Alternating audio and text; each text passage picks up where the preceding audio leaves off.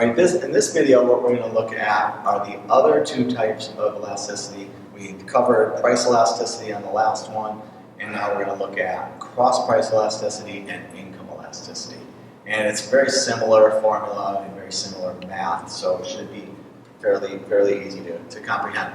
So if you look at what we're really trying to figure out in price elasticity is if this changes, if the price of X changes, then what will happen to the quantity of X? So that's what we did here, and we came out with this this number, and we said it was about negative 2.8 on velocity.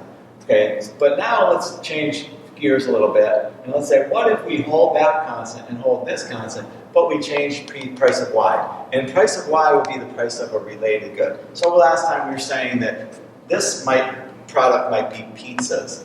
And in this case, what happens is the price of pizza is going to stay the same for company A. But company B is going to raise their price of pizza from $15 to $20. So at first, company A was charging 10 and company B was charging 15. And now company A hasn't changed a thing for themselves. They haven't changed their price, but they did. But their competitor changed the price. And income, we're just saying the income in the area is $500 per person on average, and that hasn't changed either. So what did change? When company B raised their prices, it caused an increase in company A's demand. So if you look at the picture of this, it would be that nothing happened except the demand curve for company A went to a different level. It now goes out here. It just shifted. So this was the first demand curve. This is the second demand curve. So what caused that shift was a change in the price of a related good, and that caused an increase in demand. So right now, we already know there's a relationship between these two goods because when this changed, this changed. So the goods are related. How are they related? Well, we also know from the previous part of the course that a positive move is when there's an increase in price, it causes a positive move. In other words, positive is going to be a substitute.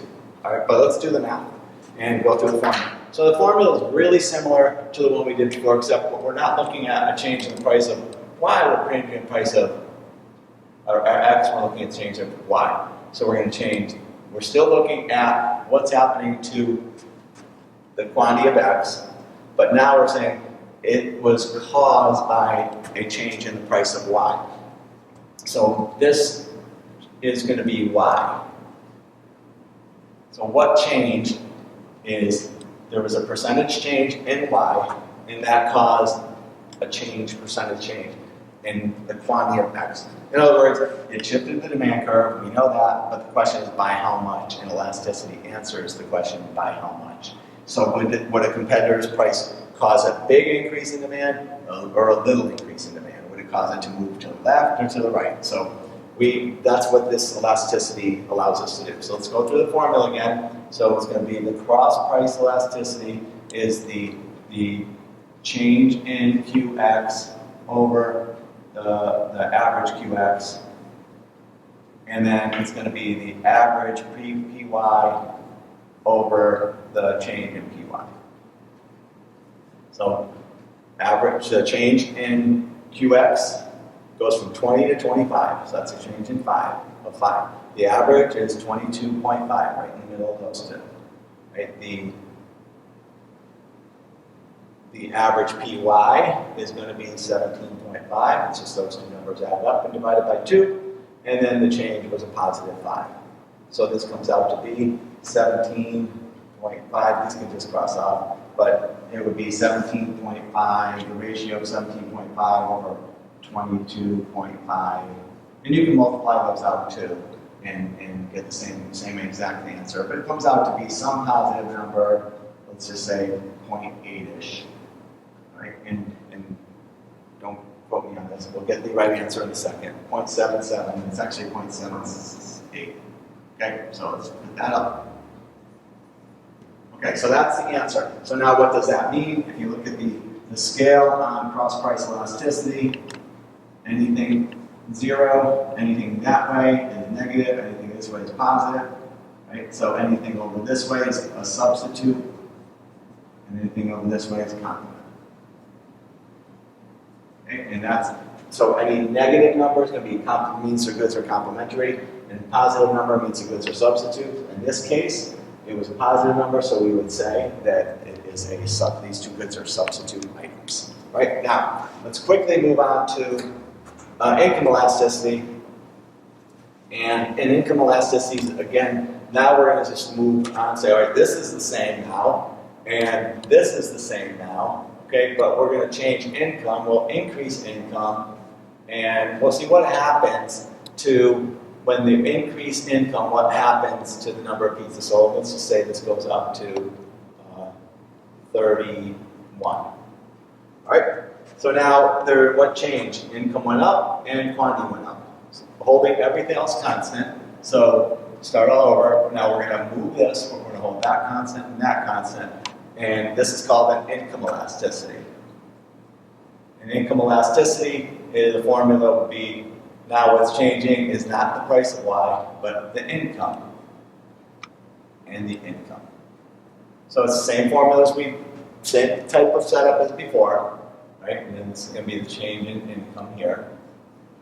So for income elasticity, percentage change in income causes a percentage change in this good here. So now we're starting from here, and we're saying that this is demand's there, and we have a different shift now. Now we're out to 31.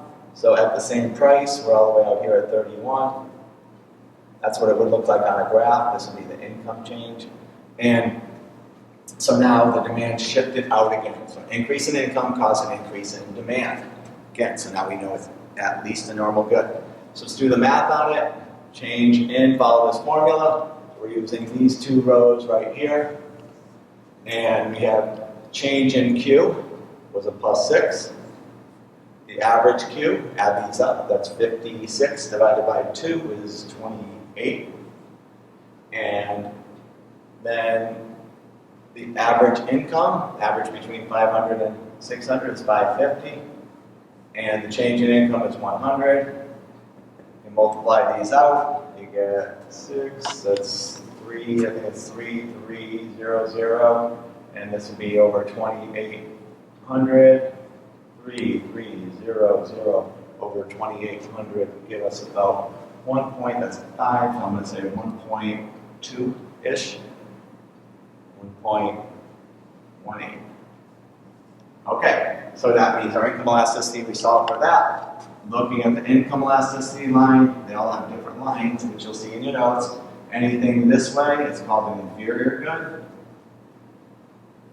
Anything in here is called a necessity good. And anything over here is called a luxury good. This is greater than 1, so it would be a luxury. And that's the case right here, this would be a luxury item. Okay, and that's the mathematical part of elasticity. All the theory is in your notes. There's a lot of theory. Most of the theory comes from the elastic part. So that's where you have to look at the relationship between elasticity and total revenue. And all of that's explained pretty clearly in the notes. But this should get you through. Good luck, Evan.